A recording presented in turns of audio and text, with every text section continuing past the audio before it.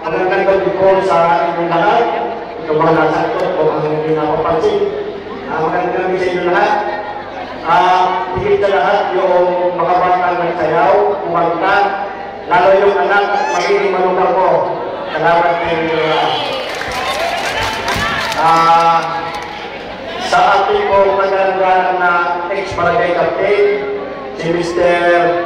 Imaunahan, Mr. Cabral, sa ating tanong na alam mo lagi ay nakahabulan, napakagalang at siguro hanggang ngayon ay nakamonitor pa yung ating kapulisan.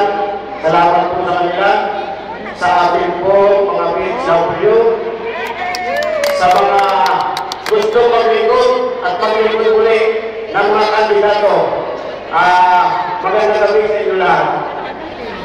At sa ating dalawang independente na mukhang ginililaw na. Ang masasabi ko lang po sa inyo sa gabi ito, ako po ay naluklong ng pansamantala na sana ay magpatuloy tuloy yung sasamahan sa darating ng October 25. Ako po bilang isang barangay captain sa kasalukuyan. Katabi ako wala. Ay hindi lang po ang pangarap ko ay para sa sarili. Unang-una po ay itutuloy po ang mga tanghangan at mga sinulan ng ating mga naunang barangay captain.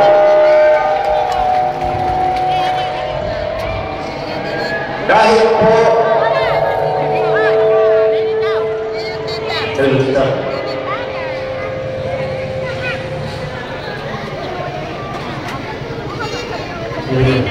kahit po 2 buwan para akong nanunungkulan sa ating barangay ay ipaalam ko po sa ngayon na ako po yung ating kalikasan lalo ang panahon ng bagyo sobra po ang nagiging bahagi ko sa ating barangay.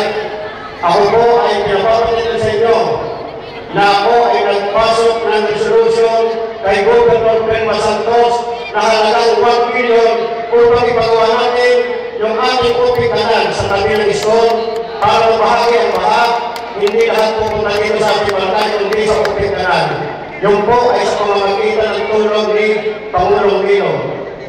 Ang isa pa po, ipinababatid ko rin po sa inyo dahil ako po sadya ang nakaupo sa panahon ito.